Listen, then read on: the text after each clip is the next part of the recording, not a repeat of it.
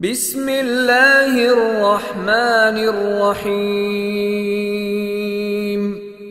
ألم تر كيف فعل ربك بأصحاب الفيل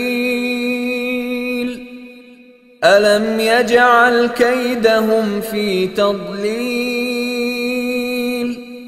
وأرسل عليهم طيرا أبابيل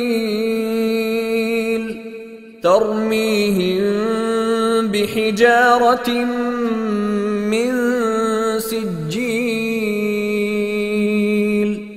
فجعلهم كعصف مأكول.